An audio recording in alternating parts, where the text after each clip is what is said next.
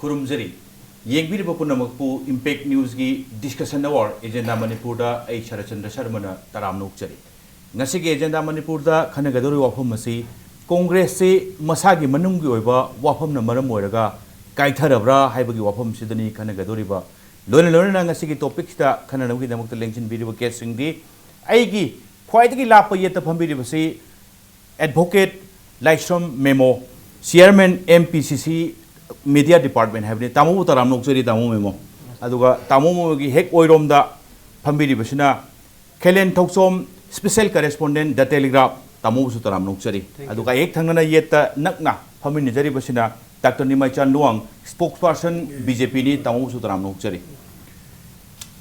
ngasi huji huji kan ngangna ri bofam sing madu di political rajniti ki lamda haithoi sing thoiraba lona lona na expert ki even opposition so haiba tare ngangna ri bofam se congress se kanamtana thugairu bunate masana maram morakanda masagi tauriba thawung singchina maram morakanda congress se manungdagi kairakpani haiba wafam sidani laiba wafam sidi ihan hana takhelenda ina laksaning base mayamna ngangna ri wafam se karai huk chumba jano tam masidi lakne habji indication adum laikra hoy openly public forum da openly ngang banatraga su state assembly manung da bhawa congress manungi MLA singna minister singda magi kendra gi constituency gi development gi program ma tawge habda minister phangdi habisi assembly da phongno kama toba complaint do issue mane hoy ari wafam ji minister masana su acknowledge toba adu ma di si problem ji leina aduna minister singna masigi mohoi gi kan matam si party gi mi sing sida matam ji phangalu kaina hagi besu lei on record ni aduna message da congress manung sida pena daba adigi minister sing sintu habigi movement ta wi matam da aikhoi si minister oidra boidi aigi kendra na MLA oidra lere karimta kanadre aduna minister oidrabdi mathang da vote piro haidore na khogi reshuffle tawina movement am kuina torgu matam da makoina haigibo pot amane adu manung da congress ki si khogi kanaduna mai gi chingdona o maga leibasi matam kure aduna irabot ke yungkham irabot ki case ai pokhai ba horpune na ai admai uje thank you tamo to lai wafam se tamu mo da in talaksaning basi huju chimi na haineri basi congress manung da ngasai gi manung ama party ama any organization am legati apel pen da dum legi leini tamo adubo kairakpa songthokpagi wafam bhog lakpase maswai se mayam na haineri basi kamain tawdun defend tawbiningi tamemo sarasi matang da ai khanan ne basi kudong chawa lorga impact tv bo amada aina thagat pa khongu chari thank you tamo lorna sarpusu thagat chari lorna political heavyweight tamuni mai mang de lengjin biri hoy adigi ai kai khunjar ba sakna ba oja kele hoy oja kele na oji thambigi ba wafam che chidai da congress kaithare ko gi wafam khara neiner ko matang de di taira bot ka mari lene na andaki ngarang nan thoi ba taira bot ki magi decision ma lauru pagi party manungi chidai da kaiguma yanada ba aja peni da khara ki lakpa sig mari lene na wafam ji putho rakpani na ina lojai ko hoy adu wo congress party gi wa danatana political party hai bi si mu manungi wai ba wafam ga dum chap mana ba wafam amani aduna manung da yanada ba na peni da ba leibai ji dum hongna bini adu mai to na congress party gi manung da su kaiguma peni da ba adai nuai na da ba khara leibai ji dum hongnai adu bu nuai na dre peni dre amasung sauna re aduna ekta madu legidaban sunate aduna reconciliation gi khanani amuk chanani taisinabagi matam so dum laigani aduna hanaki taira botna congress party dagi tokani haibagi wafum amaka puthoraga miyamda amasung public da press ki through the mana ngang iba ase masi amoromda koina yamna nungsiningai wa wafum amani aina dum thamjage adubu masim tangdi thamjage sara congress party dadi taira botki congress tagi tokini adu atopa dolam yauni gaina lakwa sigi step ase masidi anau nate congress party dadi sugumba thodo sugumba gi leiriba khongthang kaya kaya chau chau leader sing jina ꯑꯗꯨꯒꯨꯝꯕꯒꯤ ꯊꯧꯗꯣꯛ ꯀꯌꯥ ꯑꯃꯔꯣꯝ ꯂꯩꯈ꯭ꯔꯕꯅꯤ ꯈꯨꯗꯝ ꯑꯣꯏꯅ ꯃꯥꯡꯗ ꯂꯦꯡꯖꯟꯕꯤꯔꯕ ꯇꯥꯃꯣꯅꯤ ꯃꯥꯏ ꯀꯣꯡꯒ꯭ꯔꯦꯁꯀꯤ ꯃꯇꯝ ꯑꯃꯗ ꯍꯤꯃꯥꯏ ꯆꯨꯝꯃꯝꯕ ꯑꯗꯨꯒꯨꯝꯂꯕ ꯂꯨꯆꯤꯡꯕ ꯑꯃ ꯑꯣꯏꯕꯤꯔꯝꯕꯅꯤ ꯍꯥꯏꯖꯔꯤꯕ ꯑꯗꯨꯒꯨꯝꯂꯕ ꯇꯥꯃꯣꯅꯤ ꯃꯥꯏ ꯂꯨꯆꯤꯡꯕ ꯀꯣꯡꯒ꯭ꯔꯦꯁꯇꯒꯤ ꯊꯣꯛꯈ꯭ꯔꯕꯅꯤ ꯍꯥꯏꯗꯤ ꯇꯥꯏꯔꯥꯕꯣꯠꯅ ꯑꯅꯧꯕ ꯅꯠꯇꯦ ꯍꯥꯏꯖꯔꯤꯕ ꯑꯗꯨꯃꯥꯏꯅ ꯇꯧꯗꯅ ꯇꯥꯃꯣꯅꯤ ꯃꯥꯏꯅ ꯀꯪꯒ꯭ꯔꯦꯁꯇꯩ ꯊꯣꯛꯈ꯭ꯔꯒ ꯉꯁꯥꯏꯒꯤ ꯇꯣꯉꯥꯟ ꯇꯣꯉꯥꯟꯕ ꯉꯁꯥꯏꯒꯤ ꯄ꯭ꯂꯦꯠꯐꯣꯝ ꯑꯃꯃꯝ ꯂꯧꯔꯒ ꯀꯔꯝꯍꯥꯏꯅ ꯇꯧꯔꯒ ꯄꯣꯂꯤꯇꯤꯛꯁꯁꯦ ꯑꯩ ꯁꯔꯚꯥꯏꯚ ꯇꯧꯒꯗꯒꯦ ꯍꯥꯏꯕꯒꯤ ꯑꯗꯨꯒꯨꯝꯂꯕ ꯄꯣꯂꯤꯁꯤ ꯑꯃꯒ ꯂꯣꯏꯅꯅ ꯂꯥꯛꯄꯗꯨꯅ ꯉꯁꯤꯗꯤ ꯃꯇꯝ ꯑꯃꯗ ꯏꯆꯤꯟ ꯏꯅꯥꯎ ꯄꯨꯟꯅ ꯀꯣꯡꯒ꯭ꯔꯦꯁꯀꯤ ꯇ꯭ꯔꯛ ꯑꯃꯗ ꯅꯠꯇ꯭ꯔꯒ ꯍꯤ ꯑꯃꯗ ꯇꯣꯡꯃꯤꯟꯅꯔꯝꯕꯗꯣ ꯉꯁꯤꯗꯤ ꯇꯣꯉꯥꯟ ꯇꯣꯉꯥꯟꯕ ꯇ꯭ꯔꯛ ꯑꯃꯗ ꯂꯣꯡꯉꯒ ꯉꯁꯤꯗꯤ ꯏꯝꯄꯦꯛ ꯇꯤꯚꯤꯒꯤ ꯄ꯭ꯂꯦꯠꯐꯣꯝꯁꯤꯗ ꯉꯥꯡꯅꯔꯔꯤꯁꯦ ꯑꯗꯨꯅ ꯇꯥꯏꯔꯥꯕꯨꯒꯤꯁꯤꯅ ꯑꯅꯧꯕ ꯅꯠꯇꯦ ꯑꯗꯨꯅ ꯃꯁꯤꯅ ꯀꯌꯥꯁꯤꯅ ꯃꯔꯝ ꯑꯣꯏꯗꯨꯅ ꯀꯪꯒ꯭ꯔꯦꯁ ꯁꯣꯟꯊꯍꯟꯕꯗꯨꯗꯤ ꯅꯠꯇꯦ ꯑꯗꯨꯅ ꯑꯩꯈꯣꯏꯅ ꯎꯔꯦ ꯇꯥꯃꯣꯅꯤ ꯃꯥꯏ ꯆꯠꯈ꯭ꯔꯦ ꯑꯗꯒꯤ आर के दोरेन्द्र चतखरे अदगी आर के रणबीर चतखरे अदुबु कांग्रेस ती हिंगौरी लोइना ngасidi ऑनरेबल चीफ मिनिस्टर सी ओ इबोबिना लुचिंगबा कांग्रेस की मंत्री मंडल अमना चै तरा मंगा चुपना कांग्रेस बु रूल तौरई बसे मसिना ताकुदी कांग्रेस मापांगन कल्ली अदुना कांग्रेस ना मतम सांगना एबा के सेवा तौगिनी मियांग की थाजबा अदो अखोई अदुम पुरगा चखिनी हाबिगी वफमदो आई अदुनी थमजगी सर होय मतम की मतुंगिना राजनीति दौर सिंह अमदगी अमदा चोंथोक चुंगिन तौबो मसी लेतबदि नति मसी मफम कुदिमक्ता मतम पुंबदा दुम थोक्तुना लै वफमनि अदुबु तसेंग येंगुरगदि चोंथोक चोंजिन काइथरक पाइबसे मसी अफब खुदम दिनति हाइबदुनि ngasi mayam mangda khananबसे तंजा लौजरगा थमजनिंग वफमसे तावन नेमैचन लोंग दै लाक्सनिंग बसे मेन होजि गेस वाई इराबोट की ऑनरेबल हुजिक एमएलए सिटिंग एमएलए अखोई वांखे असेंबली कंस्टिट्यूएंसी की कांग्रेस हादो पाइबो वफम सिमदि सब चाना मसी मदि क्लियर पिक्चर ओइरेना लौबु यारे अदुगा लाइबो वफम दि मथंग कांग्रेस तकी तो कांदा संगदोरि सि करावइदनो बीजेपी ओइदोरिब्रा बीजेपी ना महाकु वेलकम तौनुगि दंता रेडी लेरब्रा हाइखोइना सुम ताबा हेंगसे 10:30 गदवाइदसु रिसेप्शन की फंक्शन गुम म लेगद्रा हाइबगी पावमसु चरफम दि रिलायबल ओइबा सोर्सिंग दि ngangnari masi karai buk chum bajano sang kadu isi BJP दरा बीजेपी ना मा वेलकम तौननबा सेम सादुना लेरब्रा हाइबगी वफम सिनि दम कोई वांखै केंद्र की एमएलए वायरा बोना मा कांग्रेस तो ने दुदी मागी स्टेटमेंट न चिंग बलोय लेरे होय मा सोइदम तो ड्राइवर की थाजे बसु लेजे को अदुगा माना तोला कांदा बीजेपी यावगद्रा यावरोद्रा हैबदुदी आइनदि केमता मरि मरमदा इ हाइबा याम प्रीमेच्योर होइनि खले होय अदु हुजि मदुगी डिसीजन लैत्रि मागी मनुंगदा माना करी खल्लिगेदो अदुदी मोइना हाइगदबने कुइना हाइबल लोगनी अदुबु बीजेपी की एज ए पॉलिसी मैटर हाइतारे कोई पॉलिटिकल पार्टी मोइना कोई our doors are open for everyone आइदुनी होय वाइरा बोर्ड एमएलए सान एमएलए ना बीजेपी यारपुदा बीजेपी नु वेलकम तौगनी करी मो यारपु तारगदी मा मथंदगी वानते एमएलए वरंबा अदगी एमएलए ओइबा एमएलए ओइदबोरसो एनीबॉडी कनागुंबा मियो यमना बीजेपी यारपुदा कोइदी वेलकम तौई हुजिक बीजेपी से करी हाइतारे बीजेपी से मयामना यामना पामनरपा हाइतारे होय बीजेपी दे लोइनमक यावनिंगबा हाइतारे करी मरमगी नोइदरी मयाम खंबिरे हुजे भारतता सही हुंपद्रा मुकी इंडिपेंडेंस दिंखा तमगा लाए सही हुंपुमंगा हुंपुत्रे हुंपुनिपान बहुत तरोगे सरकार पाइरे अदुगी मनुंगदा सही हुंपुमु कांग्रेस न पाइन लाए वो आई साजु कांग्रेस औरमे अदो मेमोसु कांग्रेस नि हुजे माजु कांग्रेस दा यावरमगा कांग्रेस थारोप माजु थादोरबनेबा सिटी मतम मतम गिदुम लाकपै वानी अदुना हुजी कांग्रेस ना सुकुइना सही हुंपुगनि पान पायरक पसिदा भारत सिदा ngasi what ever भारत त थेंगरिबा अवाबा मयामजे पुनमक सी रेस्पोंसिबिलिटी से कांग्रेस न लोबताब सही कुंथ्रा भारत त इलेक्शन तोरगा फॉर लास्ट 30 years पार्टी अमना हुजी फावबदा सिंगल मेजॉरिटी पाइदबा पार्लियामेंट दा अदो हंदक मोदी ना सिंगल मेजॉरिटी पाइरगा एब्सोल्यूट मेजॉरिटी पाइर कारगा सरकार पाइबसे it is a history in for 30 years and मारा तोरपा मागी सही अनि की परफॉर्मेंस लोरे बि स्कीम मयाम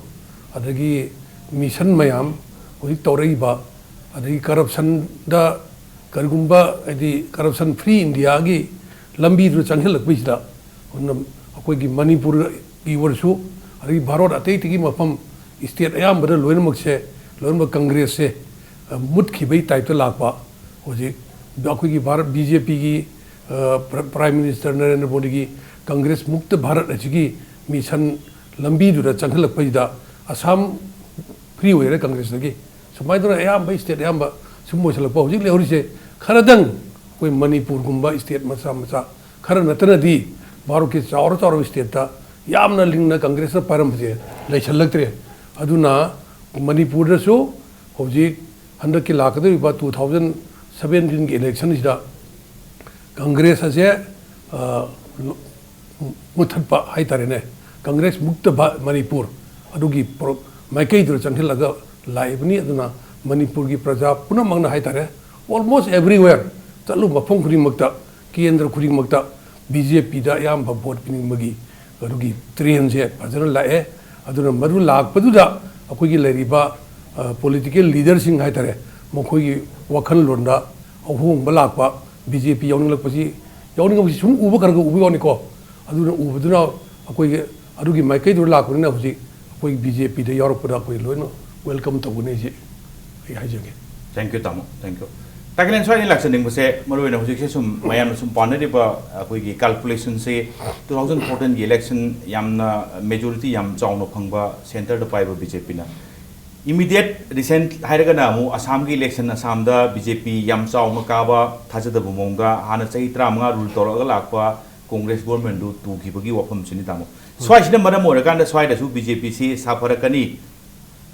सरकार पाइबा ngambagi phibam bau lakani haibani Assam की एज इट इज स्टेटस मोगी सिचुएशन दो मणिपुर ओरकनी काय तामो कराई थाजबे करमाई ओरगना as of now as of today है तारे मधु असम सिचुएशन दु मणिपुर रिपीट तौनी है एसेसमेंट ददी मधु उबंग फंगदे माने असम की हिमंत बिस्वा की मागी अचौ रोल में लेगी कांग्रेस की पुलप थोलखरगा माने तौबा अदिगी इलेक्शन कैंपेनिंग करिगी स्टाइल अदिगी मोदी कैंपेनिंग की टाइप ऑफ इलेक्शन कैंपेनिंग दो असम दा दुम चथगी अदु मणिपुर दसु बीजेपी पार्टी ना अदि मतौ तमगे कैंपेनिंग की स्ट्रेटेजी से तौगे हाइबगी कनोदी अखोजु दुम उबा दुम फंगजै पाउ ताबसु लई अदुगा बीजेपी से खोइने येंबा कांदा मणिपुर दा एनडीए गवर्नमेंट मोदी ने लुसिंगबसी लाक्त्रिंगे की ममांग दा क्या कन मपांगन जी कलुमदे अदुगी मतंग दा तपना तपना मपांगन जी कलपनी अदि कांग्रेस ना यामना सही 35 सुमना पालकपा अदुगी कांग्रेस दा पॉलिटिक्स तबुसिंग जे लोइनो पावर पॉलिटिक्स लोइन पामे पावर लोइन पामे अदुना एग्जांपल विंग साइड हाइजगरे कांग्रेस एमएलए सिंगना मिनिस्टर वैद्रदी अखोगी केनोना केंद्र मीना मथंग भोट थादुदुरेन ओपनली हाइबसे मसी पावर पॉलिटिक्स पामे पावर पाइ पामे है मिनिस्टर विन पामे है एग्जांपल मने अदुमाय तोना कांग्रेस ती मंगोंदा प्रॉब्लम ऑफ टू मेनी लेरे कांग्रेस ते लेरिसे लेजिस केनो दजु लेसर दजु लेसर पार्टी दजु अदिगे ऑर्गेनाइजेशन मनुंगिसु मसाई पावर सेंटर सिंगसे अदुम खरगा अदुम लेबसी अदुम ले मसाई केनोना हाबी खुगे चेयरमैन हाबी बदमानी इमुनु खर ले पार्टी गुदु मगी लोइन लेबिना अदुगा बीजेपी दा ला इबसिंगसी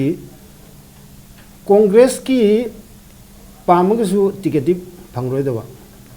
अदुगा भोट लेमनिंगबा अदुगुंबा अयामसिंगसी चंगे अदुन मपांगंदी कंखत्ते हाबिदि यारोय मपांगंदी कंखले अदु मपांग कंखले हुजिक लाइबसी यामना बीजेपी ना मणिपुर दा कांग्रेस से केनो तरोगा आउट तरोगा कोई पावर पाइब ngamgudra हाबि क्वेश्चन जी लागबो कान जे ले यामना लेसि मसे बीजेपी दे ले हाबिदि कांग्रेस सही त्रावा पालकोगी एंटी इनकम्बेंसी फैक्टर की अदि पेनदब मयामगी हुजु हुजिक लेबो पोंपोंग सारेबा करप्शन की वाफम केनो दे लेबो पोसी करप्शन की असो ममियम ले कोई कंस्टेबल रिक्रूटमेंट रिपोर्ट तारे पोसी असो केनो मनी अदुना सिगुंबा मयाम जिंगी पेनदबदी एंटी कांग्रेस की वेब ती याम चाउन ले मणिपुर अदे लाइबा एंटी कांग्रेस की वेब सी बीजेपी ना कमाई तो ना लोक पंगम अदवाई की दुदने मखोई हईब सिंग हईथोई सिंगथोई बुदुरे लेरे हईथोई सिंगथोई हौद्रदी मसागी वेब तो लोक पंगम मोय अदुना मसे it's up to the BJP मखोई ना कमाई इलेक्शन प्लान तो होजे अमुका ngasi बाबुगी मनुंगिना कांग्रेस चाहिए नतना इबो भी सरकार चाहिए नतना बीजेपी ना रोड मैप ममो पुथोको कोई उद्री गुड गवर्नेंस दी हारे करप्शन फ्री एडमिनिस्ट्रेशन दी हारे अदिगे ट्रांसपेरेंट होइबा अकाउंटेबिलिटी लेबा अदुगुंबा गवर्नमेंट एडमिनिस्ट्रेशन साजन में थंगुनी दी हारे कमाई थंगुदनो हाबिदुगी रोड मैप तुमोदी उद्री अदुना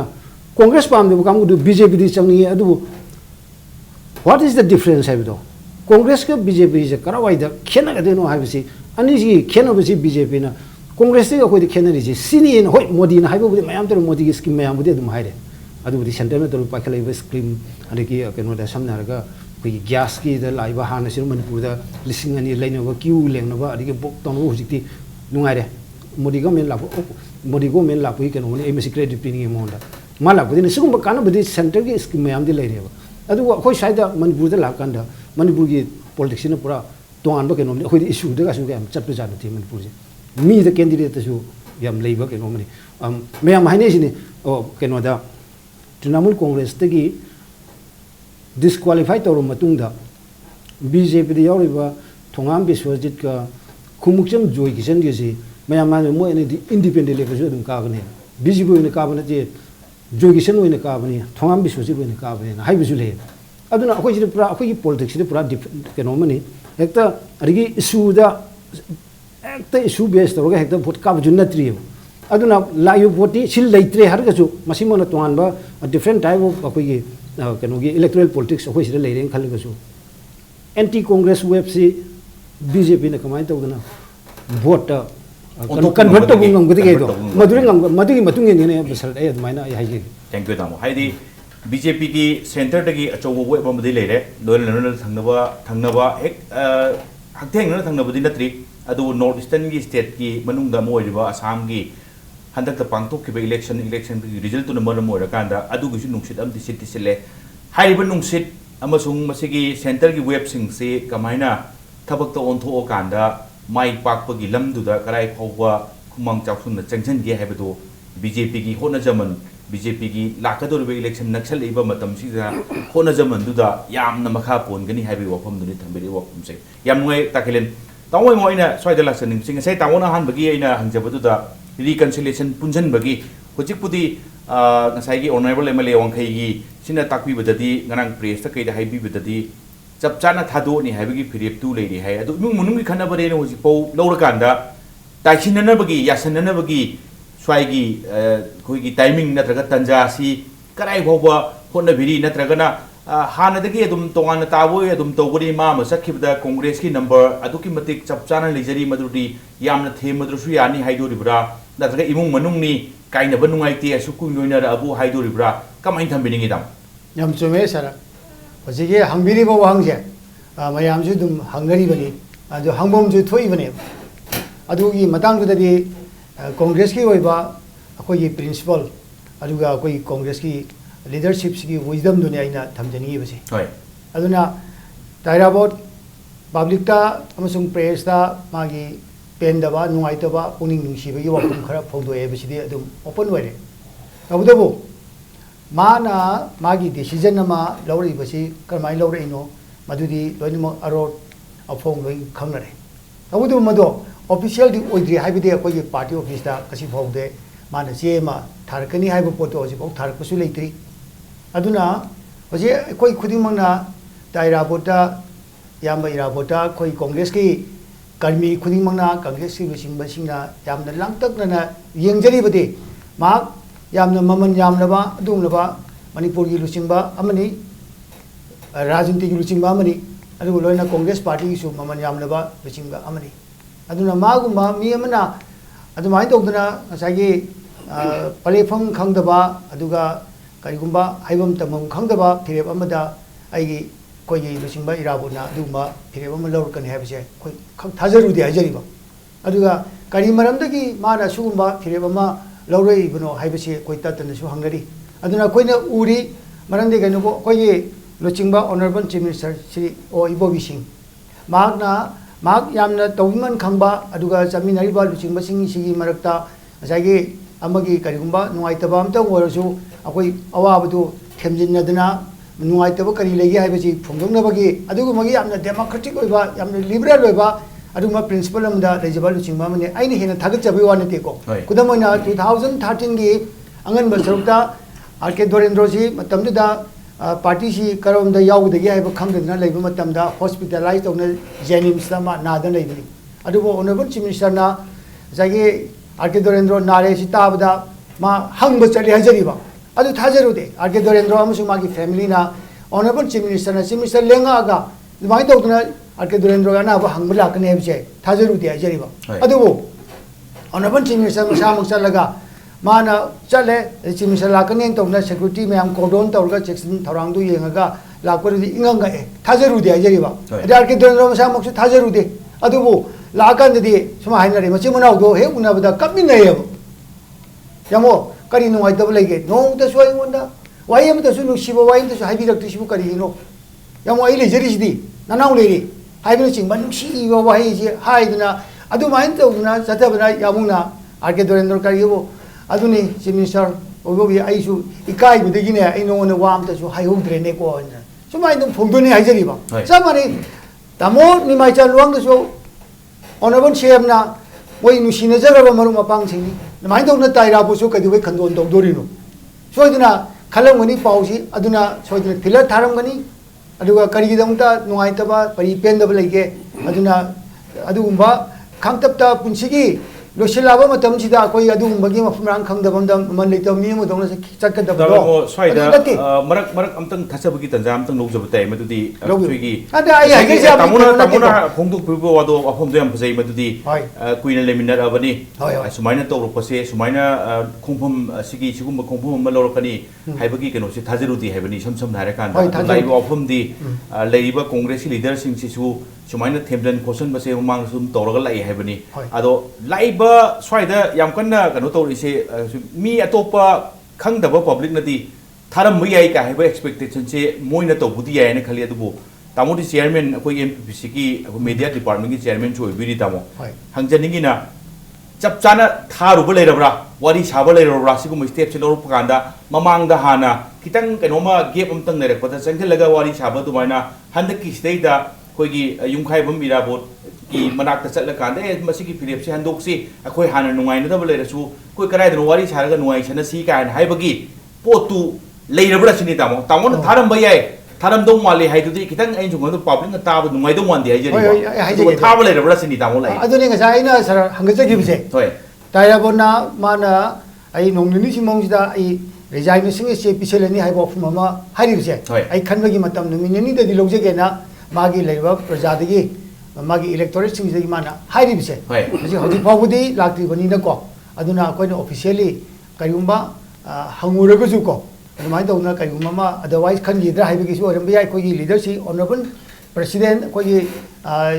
congress ki president Sri T.N. Hawke hoji outside Manipur da su ma lagi bani na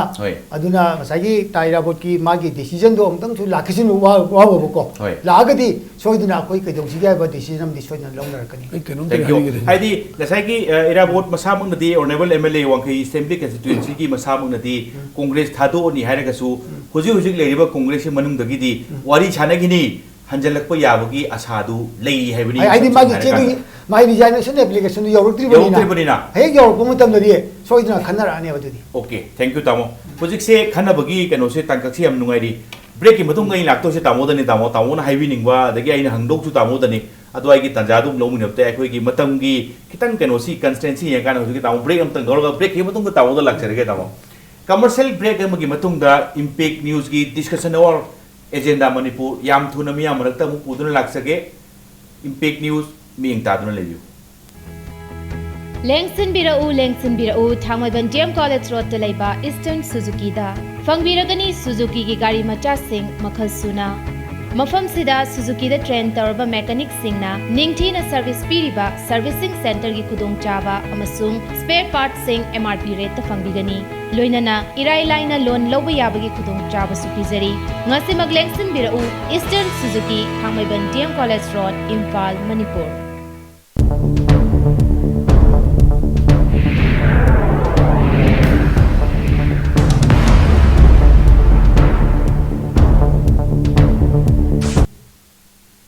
break की मतुंगदा येंगबिरबो पुनमकपु एजेंडा मणिपुर दा अमुक हन्ना दाराम नोकचरी तमो ngasa हाइगे तौरमबदो तामोय दो हाना हाइबिरो ताजरगे अखोई पॉलिटिकल पार्टी मनुंगदा हाइदे गवर्नमेंट पाइबो पार्टी मनुंगदा अखोई ngasa इनाउ मोइमोना याम फजन हाइगरे को थेमनबो खोनबई वारी होजिक मणिपुर की पॉलिटिक्स दा दरकार लाइजे इंडिविजुअली इंटरेस्ट मा माई कनागुंबगी individual interest ta political decision loba adu in uba ba ai hajerje ngasai akhui gi memo saib na habi gi bada ai amung dorendro gi wari ligre iraport ki ji wari libiri ari iraport ki che resign tawre ha che la ka ma theng ne bani samna ra da matam di yam theng ga dori bane ba adu ai na la ningi be chudi themna vibe se mi du gi मागी pen Dubai वारा नतर public issue दरा हुजिकी इराबोट की केंद्र दा मागी worker मयाम ना हारिब से public issue ने बुझी लाइज मुई वर्कर सपोर्टर मयाम ना हारिजे कांग्रेस से फत्रे हुजी कांग्रेस गवर्नमेंट से कांग्रेस फत्रे दी आई अदु दी हाइजर को हुजिकी पालिबा कांग्रेस गवर्नमेंट से फत्रे प्रजा की interest थबक फजन तौब ngamdre tentan matam leiro ko yam habre tentan na mage adu mayam jina irabota pressure pi bane nang congress to pressure pi bane ba si issue ma la bane ba irabot ki pen da ba ari ma bu them na bagi reconciliation gi adum da natte bala idi aduna reconcile to ba je sida irabot ki marna yuina reconcile to group tabira gadi madu ai shu adum haijage madu di ngarang nahan dage khoi gi press ta adum moi gi public singi apam madu ne morom da pressure kan pira pu madu di congress ta leibiranu atopa amada no to wiro rajniti si congress ta leibiranu haiba gi wafam do public ki pressure ni adu loina bo gi pau gi da su loina phongbu ngak tani aduga congress manung gi themna ba hai tu di yes my resignation kari kara iba khopagi formal khara di dum matam khara di launa gini swaida themna ba da yaba haibagi potudi swai sine congress manung gi na ta them bai budula publicly laga marnai thembai wa hoina laga di hojik political scenario manipur che yamna la na miskai tawtara ba akui yaunu sal kitara ba ai ira nai pen da bidam ta tu ke hegumba ai issue amom lora tawrari ne ba adugi wadu deina ai madu phaje ba kra public na congress thadoro kaina pressure tawru su maram di sole la mo doi dum yam chaung ni madu su khanna basi tanja phanga di adwa sum lak adwa ru su tamo lakchaningi di tamo da ni ngasai thang aji hange na khanjaram base hujik se ngasai ki ke hai tare hujik atopa khoi tamo khene su thamdi thambi re madu di web ki wafam duma chaung le re adugo manipur ki bjp ki semduk ningai to ningai rum mayam di lady have ni some hare kan tamo vote city sum nakchala ka doni tamo ado men hujik si sum miam na sum uba hai tare hata salong yeng bada uba khang ba hare ga di constituency amamam da hujik se koi bjp ki aspirant candidate hai ba tare ahum si tadra bani manga gum leiba amasu kanom to su photo ga namanga tamo adu unakre camera meeting pang thu hujik kan si yam toi ure tamo su khang birang ne facebook ta khang de adagi WhatsApp ta khangde loi ui ba haijari ba swai se tamo hayeng ticket pirak kan da di pi badu constituency da BJP ticket to ahum ri bi di aram tani pirak to je tamo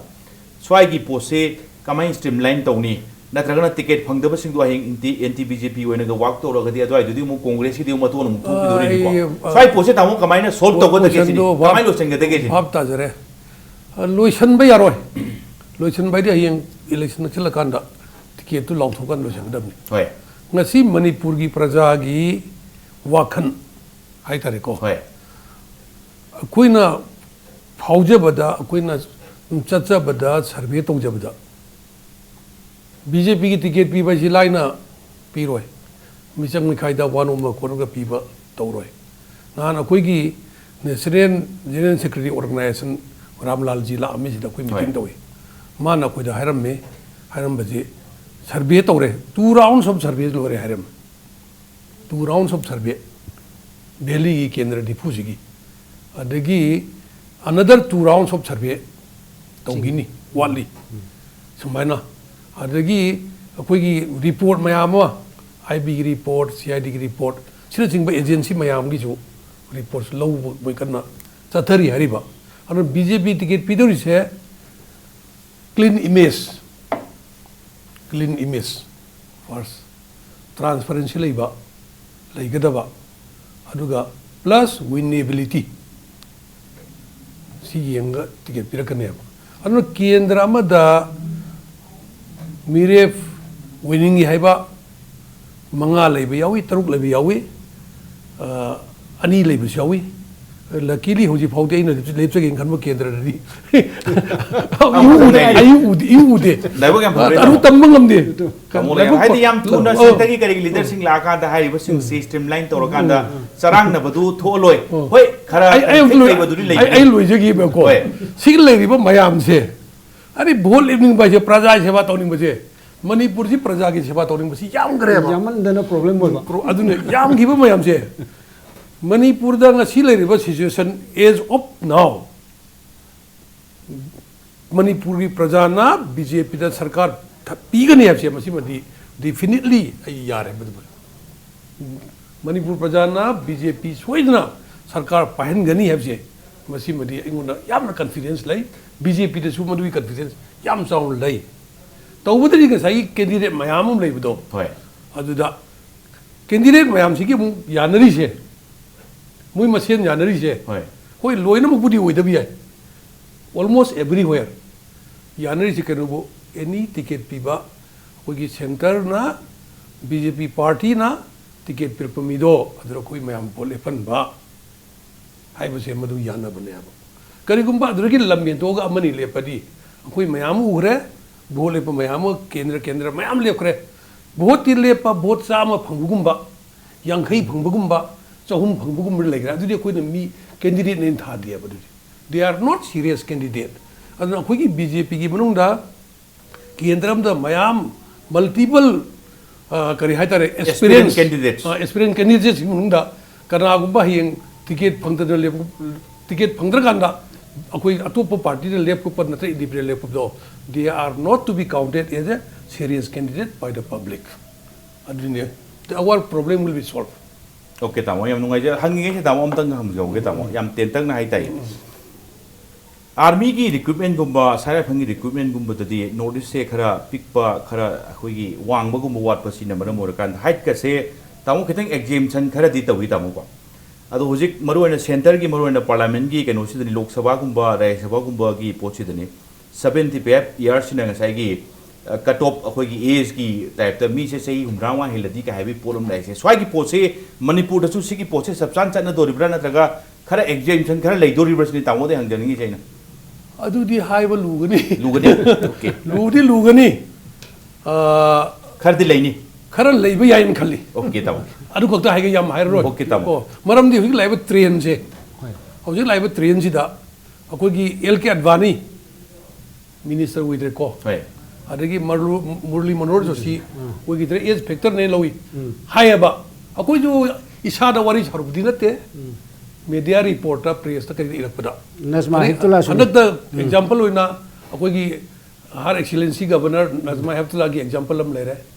adagi Gujarat ki chief minister Nandiben Patil gi example le rahe okay so mainu makom khardi leigadra khalli ai manu leigini hardi I am not authority khardi leigadra thank you tamo tamo hojik se ngasai budi tamo ni am cha long budi BJP da sang kadrai se hai budi madu khitang ngan mali di hai di habni adu ngarang se वांगेगी हानसु अखोगी speaker कसु ओरमबा president जो ओरमबा ताऊ बोरबाबु सि प्रेस कॉन्फ्रेंस तवी मदुदी नसाइगी तामो इराबो चंग पसे वेलकम तवी हाय माइके यमदना अदुगा माइके यमरोमदना मासु दुम कैंडिडेट ओइनी हाइबगी पोती पोनी अदो स्वाइदरी तामो इंचुम खनबदा बीजेपी दा चंगदनी हाइबसिमदी अदुम सेंगबदी माली तामो सर मसे अदुम लेरबनी हाइदबगी वानी होय aduna bu immediately boro babu na react tawre duni aduga amuk su yeng ba kanda ma irabo si ai congress ai toga ai bole pro habisu nate ma bole podoni manipur da hujik lairiba present political scenario sida only party ni tani congress amasung bjp ni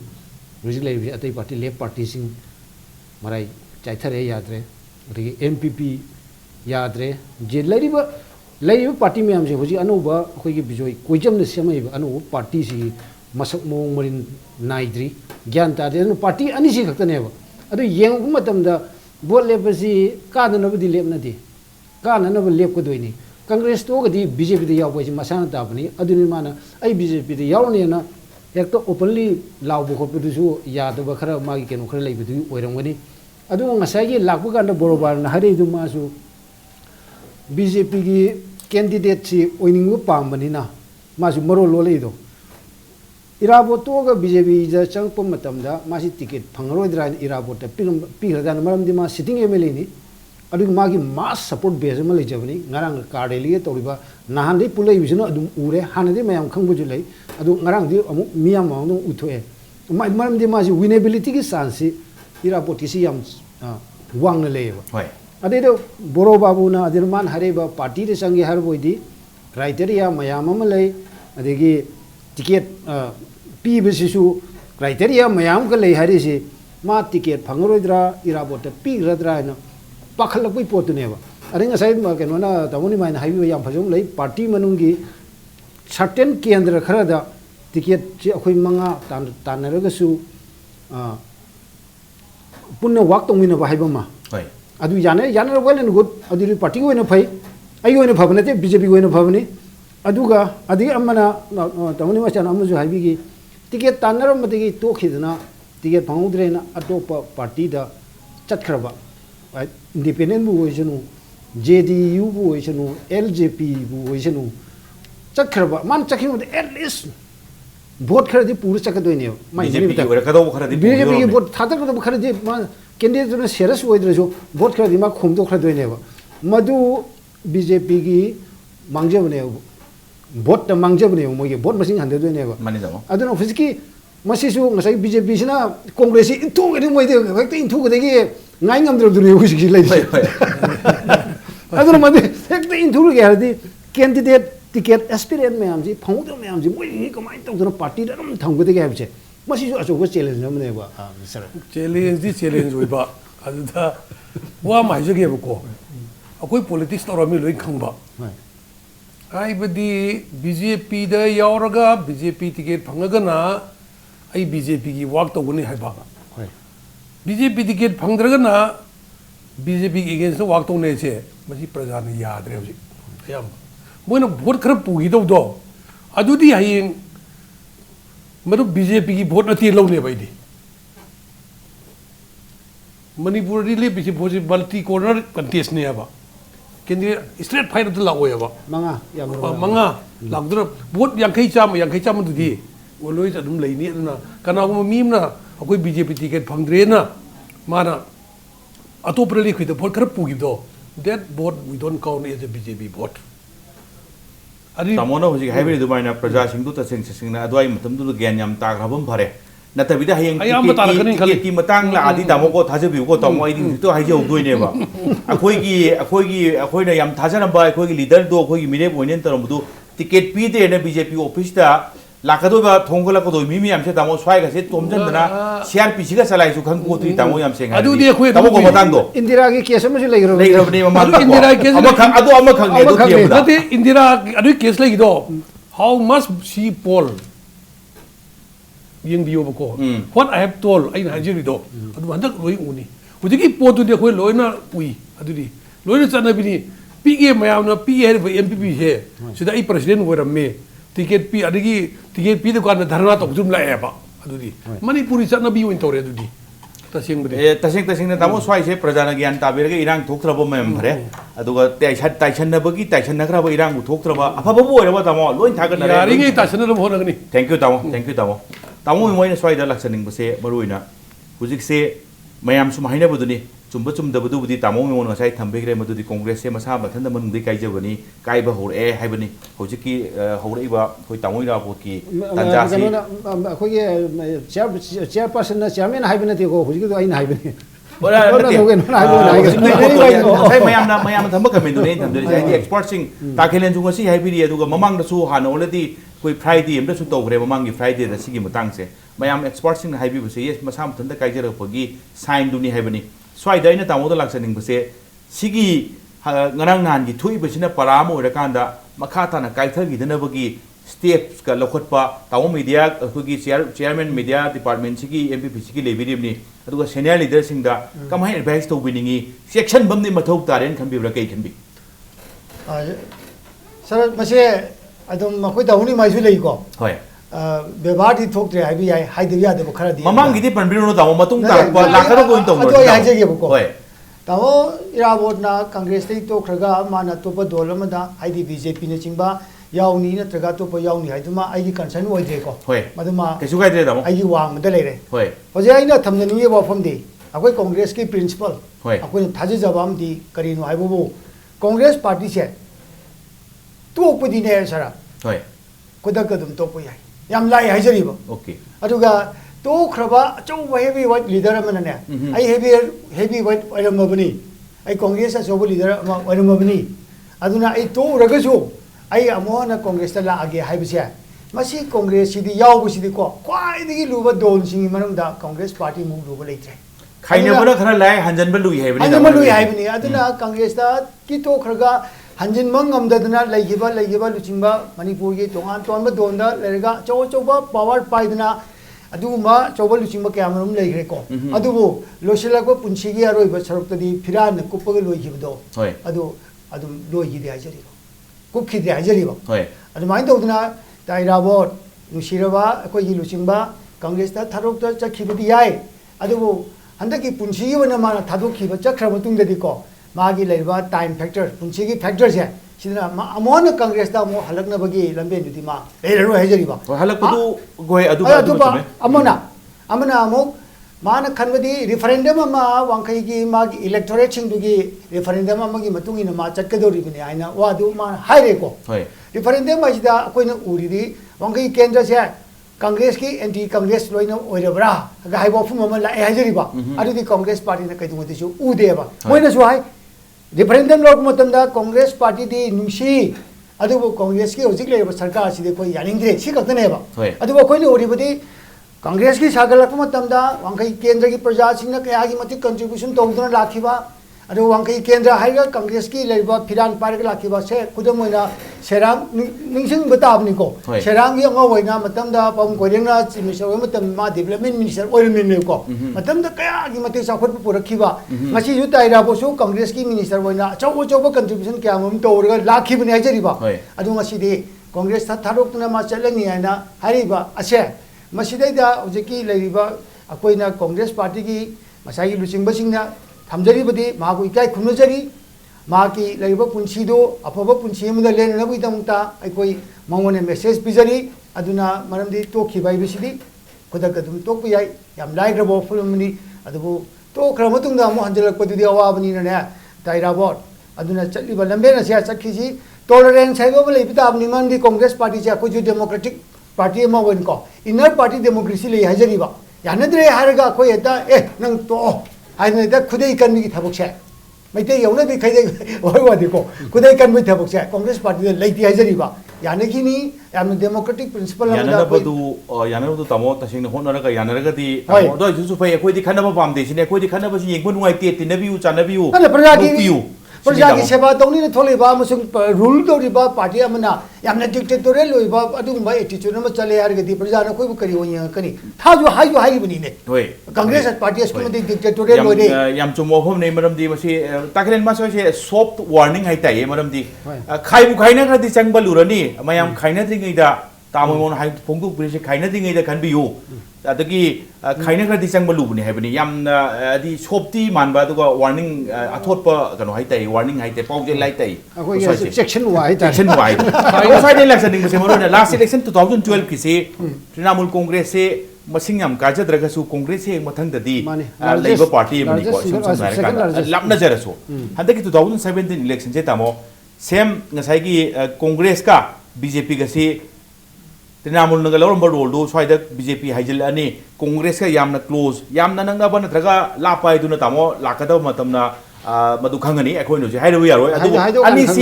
ani si kanodi di kharadi swaina ama lepasu swaina ama lepa ani simdi ta thadara roi haisi kamai thabiningi dam ani si orani haisi amta hanbiro haidi mamo tamo 2012 pida Trinamool si khwaidagi single second duni tamo tari se second single single ni khara masing yam pangjadra su lapna lepchara su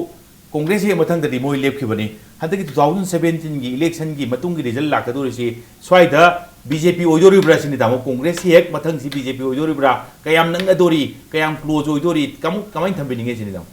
sir ngasagi range dudi karai bong ne haibe lugani aduga nangna badu diswaidre I mean second way by doing this way dre hoy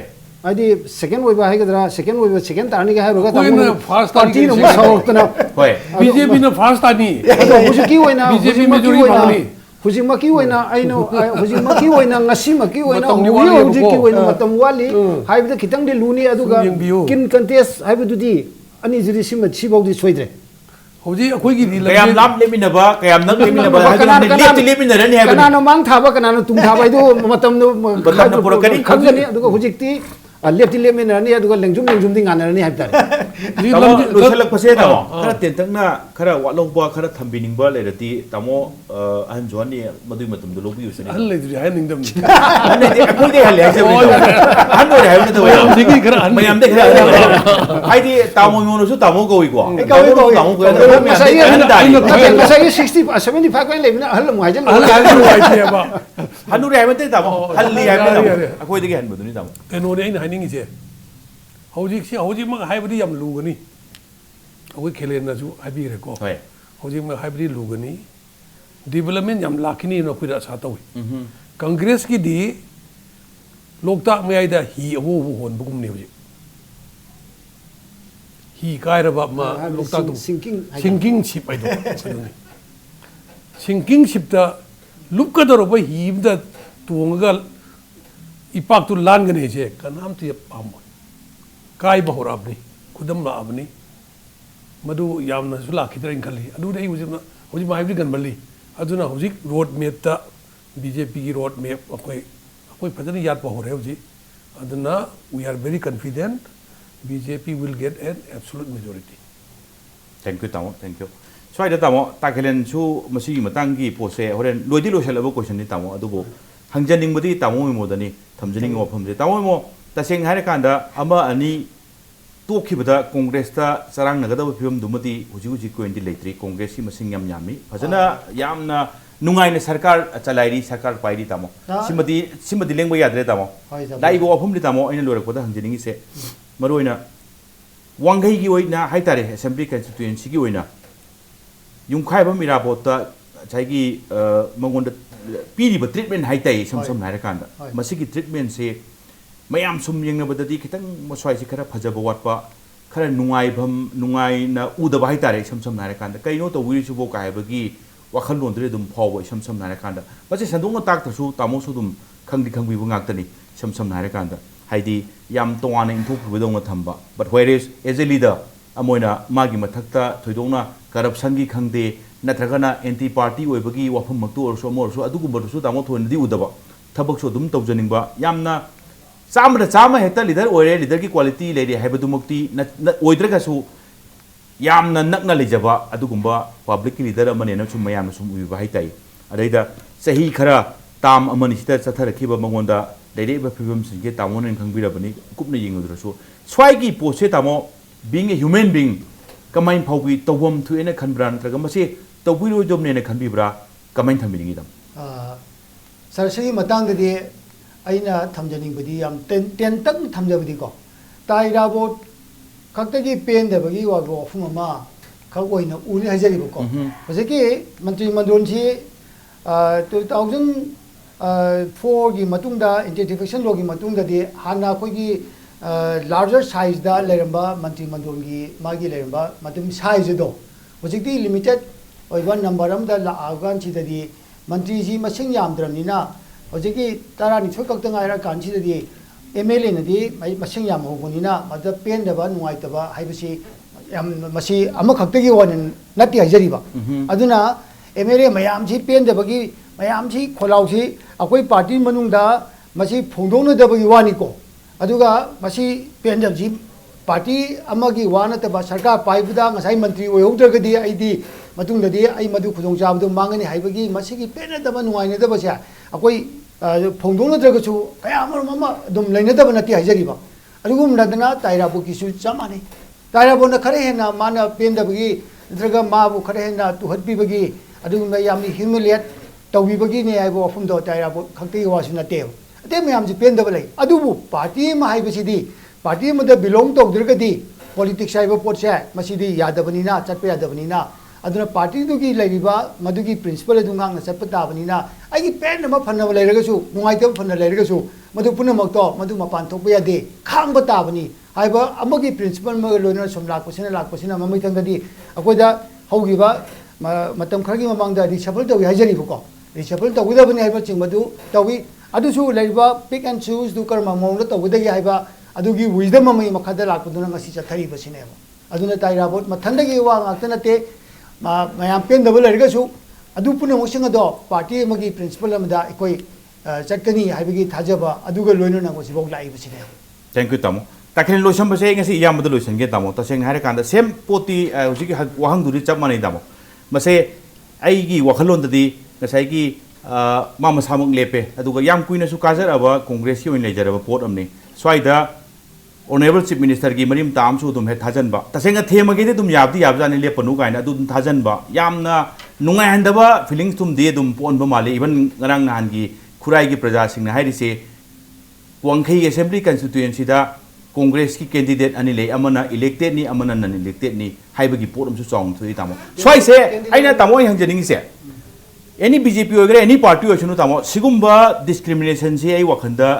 थमदबना थोनदबना फावरा सिनि तामो करी मो थंबिनिंगी ताम मसाई सरत अनि ले हाब candidate हाबनति MLA हाब Oh, elected अमन unelected हाब तामो थैंक यू हेनरी नि पन्नरी लो होय चोपन्नी होय मागी इराबोटी सपोर्टर न हाइबासी इराबोन हाइबनी होय मामोनि हेक हाइबदि नुवादम सपोर्टर मयाम दु लीडर दुन हार कान मोय खंगदोइनि होय पॉलिटिक्स मनु तौनबिसि करी मोयदु मान खंगदोइनेबा होय मान हाइबनी अदुगा मसे तौगुमदि थोकते तौगुम थोकते पार्टी एमएलए खक्ति युवानति सरकार अमल लेगदि 60 एमएलए ट्राइन फेल थोखलजि मिनिस्टर दो लेमोरिबा 48 छि एनपीएफ सु वइसनु एमपीपी सु वइसनु बीजेपी वइ केंद्र खुदिमक्ति चप मानबो मियंग अमा थमुम थेव होय माइदि मागी लोकल एरिया डेवलपमेंट फंड बु हाइरो अदिगी कनोदिगी एमएलए दुगी मान केंद्र की थादन नंबर थबक तोंनन तौसि कोऑपरेशन पीबसि पसि तोहम थेव अदु मसे रूलिंग केनो कांबुना अदि ओपोजिशन कांबुना हाइबो लेबो ओपोजिशन अखोइना असेंबली सेशन फम कानजिदा थोला कांदा मसे सार तामो अदिगी मरुप नोइन तौदु सिदबु खितगन ग्रिगी तौ याद्राइन हाइ मतम अस अखोइ कन तौसलुगने अखोइगी लोकल एरिया डेवलपमेंट फंड करीदा हिंद्रांस पीदना अपन भी एमपी कैन हाइबसु ऑफ द रिकॉर्ड एमए तो एमएलए मयाम लेबो होय मसी लेभम थोकतेबा वाखै खक्ति नते केंद्र खुम 60 मक्सि चमानो मियंग गदौने अरि पार्टी जो खाइरो दौनी सिन अखोइ पार्टी गिनी सिन पार्टी गिनी सिन केनो गिनी असेंग लीडर हाइबदो मागी मथौगी अदुने पार्शियलिटी लाइन आइनि जाबो मिगिन सी अरिगी मागी दरी अदु थादोक डीआरडी की फंड बुरो अरि केनो मै फंड बुरो अरि सिदै जब येंग लागदि अदु हिज नॉट ए लीडर मादी लीडर नति अदुदी अदुन हुजि हाइरे सिदि हुजि लेसि लीडर वइदि हाइबनि सम सम thank you thank you ngasi tamo khana base yam nungai tamo morom dairaga yam ingna tapna adubo khana bagi tangkak se ina khanbada yam namak ayeng basingna penbi draga su tangkak khara bogdi pukat khara waina in khanjai tamo takine tamemo ngasi impact news ite do lak biduna khane ne base tamo tasenga tamo yorom dri mapung pharo dabjane tamo incomplete discussion nong ledam tamo tamo laga mapung phan bi bise tamo yam nungai jai tamo amukan thaga cheri tamo takilen ani marakta phambi raga खरे हेन साउनो तो ताऊ मन थलमिन खरे साउनो बसु खरे दि control तो हि माले ताऊ बफुंग फान बि ताऊ thank you ताऊ ताकलेन Thank you. Thank you. ताऊ मयाम बि सुम खनबा ताऊ खरे सावन गद्रा गाइन खन दिखलम ने ताऊ मसिन नोफेट तोरगा Ai वासी साउ मांगबा बलते अदुगा साइ की याम न ज्ञान ताना साइ गांग गिफ्ट ताऊ अमुकन थागचरी ताऊ आइने जो मोना थागचरी ताऊ mayam na iyam chawon mo ubro sutong chaw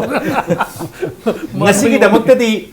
agenda Manipur मतंग हिस्दा लोइननोगी लोइसननोगी तंजादु योरले एजेंडा मणिपुर की दमक्तदी मथंग लाकदबो नुमाइजिंग गाइबि तारि अदुबो लमदम मसिदा लोइनलोना थंगनबा स्टेट सिंग द थोकलिबा थौदो वाथोक कयागी मरिक चंब रिपोर्ट की दमक इंपैक्ट न्यूज मिंग तादुन लेबियो